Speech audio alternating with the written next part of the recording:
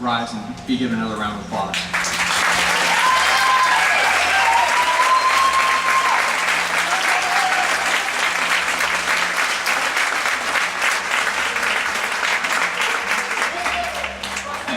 As you can tell, that's a pretty tough piece of music, and they did a fine job with it. There was a little hiccup there at the beginning of the fourth movement, but we got past that just fine. I'm going to ask for Mutt and Jeff to come back up here. Oh, Sam and Garrett.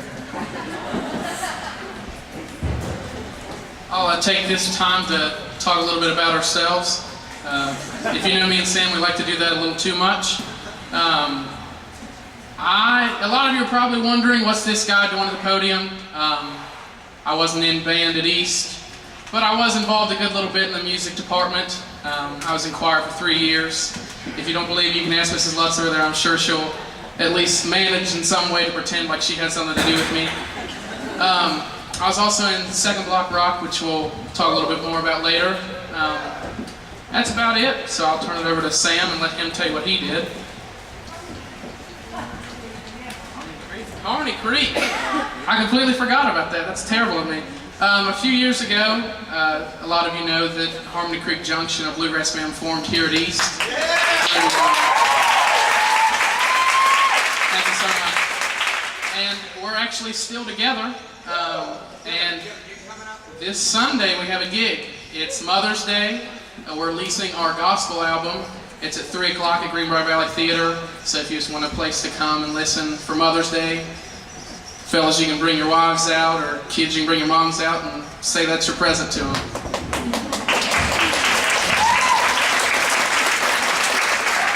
Well, most of you know I did band for 4 years here.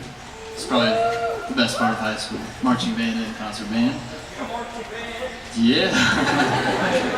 And Second Block Rock was a lot of fun. But, you know, enough about me. It did take a lot of dedication. Basically all my time. But it was worth it. But, you know, speaking of dedication, these are the dedication awards. And the first one goes to Mr. Steve Judy.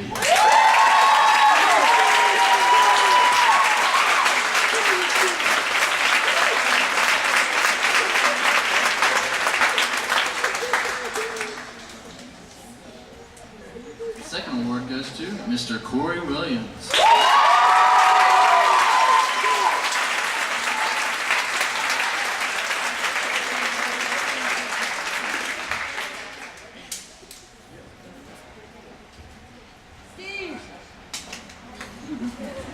The third and final dedication award goes to Miss Kayla Krausman.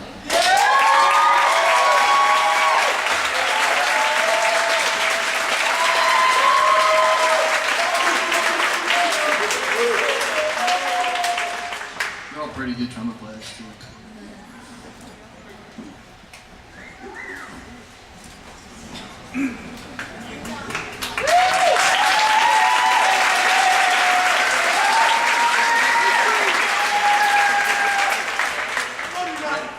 It's funny that Sam mentioned they're all good trumpet players. It's funny, last year, the 2011 marching band season, all those guys were in the trumpet section. If you look out here right now, one of them is in the trumpet section, one's in the tuba section, and one's in the euphonium section, so they're well-rounded as well. All right, I'm going to ask for Miss Haley Burns to come forward, and I've got to say something about Haley. Haley was unintentionally left out of the program, but she's very vital to everything that we do. In fact, she helps out with a lot of things on logistically in the classroom, and I've asked her to prepare an introduction to this next piece we're going to play. Big pressure. I'm short, that doesn't really work up there.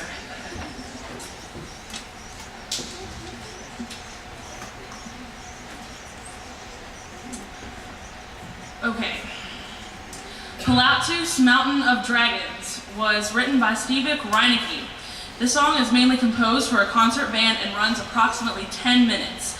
The story behind the music is no less remarkable for its breathtaking tale and wild winged ride. It takes you from the first note to the last. So please do not beat me up for how long I have to tell the story. On one sunny day, a young cooper arrived in the Pilatus region. It was late in the year, during winter, and he was searching for rods to make barrow hoops for winter. Forgetting all of his ethics, he climbed higher and higher up the forbidden mountain. And just before dusk, he realized how high he had climbed. Terrified of being lost, he quickly decided to run back down the mountain. He tripped and fell into a deep, dark void. He ended up fainting, and as soon as he awoke, his head was swelled, and he could already tell that he was very deeply in a dark hole. In a deep, dark hole. When he glanced up, all he saw was a glimpse of blue, and realized he was trapped. He searched for a way out. Peering into the darkness, he saw two wild beasts with scaly bodies and fiery breath. Thinking this was his last moment, as the dragons approached him, the cooper dropped to his knees and prayed that the death wouldn't be too painful. The dragons then sniffed him over and went back to what they were doing. The cooper spent the next few months in the lair with the dragons, and as soon as spring came, you could smell the flowers throughout the valley, the sky shone bright, and the birds were chirping. The dragons lifted their horny heads in great delight and unfurled their mighty wings. One flew out, but the other came close to the cooper, snorted gently as if to tell him the time to leave had come. He held on to the dragon's great tail and suddenly was in the air, soaring over the fresh spring high above the world. Carefully, the dragon then lowered him onto a meadow. The cooper quickly returned to the town and told his story. Eventually, the story was embroidered on a silk tunic. Ever since then, the Pilatus dragons have been revered as good-natured, helpful creatures, and sometimes, on a dark night, when the moon is playing hide-and-seek behind ragged clouds, a giant shadow passes across its face. You will hear the triumph, the victory, the joy, and sorrow. This world premiere of the piece was the performance was by the Youth Wind Orchestra of Lucerne, Switzerland. The performance was given at the base of Mount Pilatus in Lucerne. You will truly understand this beautiful piece.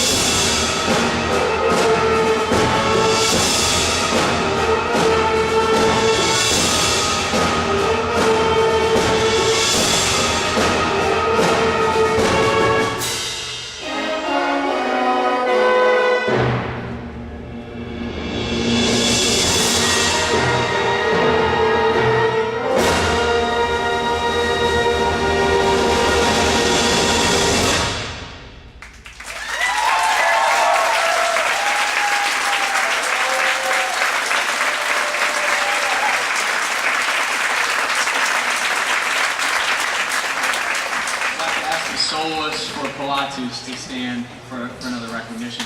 Wow. Good job.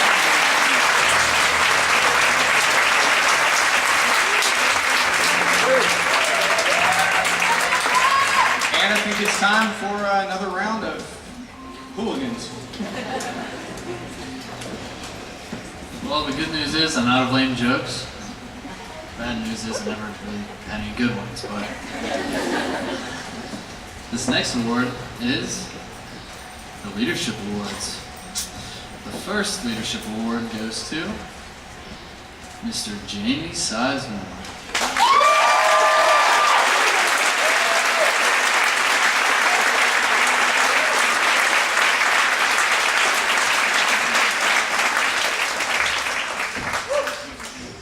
The second award goes to Miss Hannah McCoy.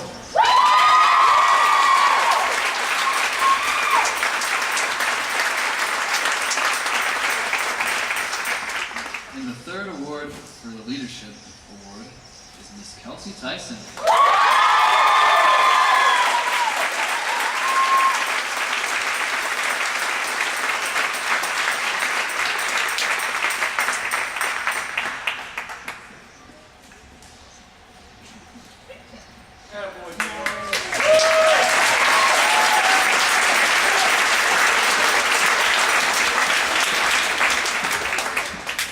The concert band has one more piece for you, and then we're going to make a transition. This last piece is just something fun, and I hope you all enjoy it.